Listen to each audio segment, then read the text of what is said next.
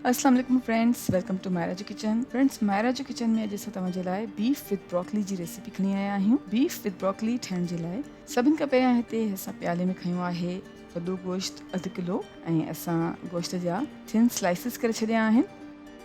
ऐं हाणे विझूं था बीट थियल अंडो 1 अदद, मकई जो अटो विझूं था 2 टेबल स्पून, कारे मिर्चनि जो पाउडर आहे 1/2 टीस्पून, वाइट पेपर पाउडर यानी दखनी मिर्च आहे 1/2 टीस्पून, लूण विझूं था 1/2 टीस्पून, तव्हां चाहियो त घटि या वधि करे सघो था।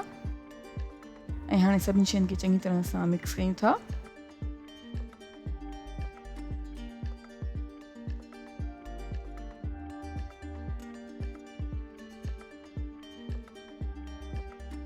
सभई शयूं चङी तरह सां मिक्स थी वयूं आहिनि ऐं हाणे असां बीफ खे तक़रीबन 20 मिनट्स जे लाइ रूम टेम्परेचर ते मैरिनेट करण लाइ रखी छॾींदासीं। उन खां पोइ हाणे असां हिकु पैन में तेल विझूं था 1/4 कप ऐं तेल जीअं थोरो सो गरम थींदो हाणे विझूं था कटियल थूम 2 टेबल स्पून, अदरक जो पेस्ट विझूं था 1 टेबल स्पून ऐं कुझु सेकंड्स जे लाइ फ्राई कंदासीं। ऐं हाणे विझूं था मैरिनेट कयल बीफ ऐं बीफ खे तक़रीबन 5 मिनट्स जे लाइ विचोली बाहि ते पचाईंदासीं।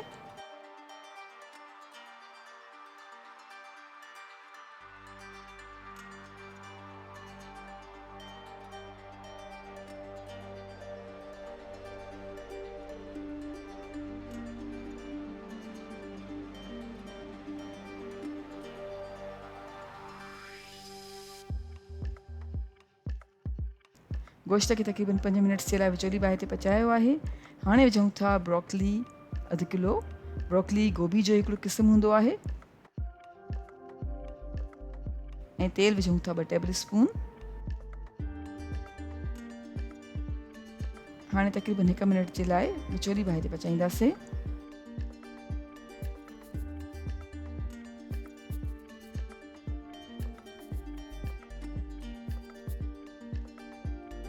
ऐं हाणे विझूं था कुटियल ॻाढ़ा मिर्च 1/2 टीस्पून ऐं चङी तरह सां मिक्स कयूं था।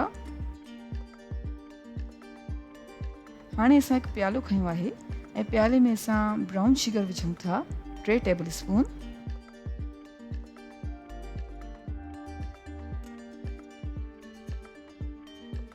पाणी विझूं था 1/2 कप, सोया सॉस विझूं था 6 टेबल स्पून ऐं मिक्स कयूं था।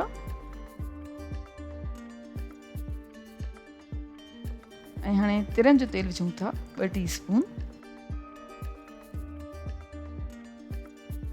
ऐं चङी तरह सां मिक्स कयूं था। चङी तरह सां मिक्स करण खां पोइ हाणे हिन मिक्सचर खे असां गोश्त में ऐड कंदासीं।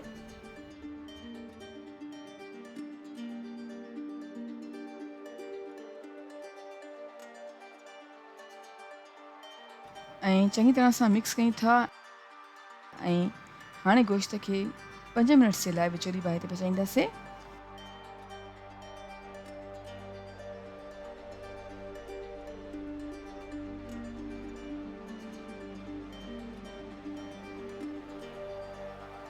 जी फ्रेंड्स, 5 मिनट्स ताईं बीफ खे विचोली बाहि ते पचाइण खां पोइ हाणे असां पाणी विझूं था 1/4 कप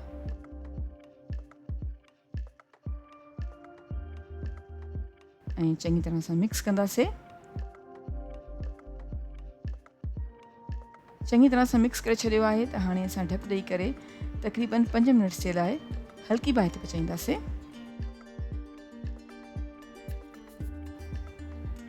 जी फ्रेंड्स, तक़रीबन 5 मिनट्स ताईं हल्की बाहि ते पचाइण खां पोइ असांजो मज़ेदार बीफ विद ब्रोकली हाणे सर्विंग जे लाइ बिल्कुलु तयारु आहे। असां कयूं था बीफ विद ब्रोकली खे वाइट राइस सां सर्व। उमेद कयूं था तव्हांखे असांजी अॼु जी रेसिपी ज़रूरु पसंदि आई हूंदी। Thank you so much for watching. असांजी वीडियो खे लाइक कजो ऐं असांजे चैनल खे सब्सक्राइब ज़रूरु कयो। तव्हां सां इंशाल्लाह मुलाक़ात थींदी हिकु ॿी वीडियो में। तेसिताईं अल्लाह हाफ़िज़।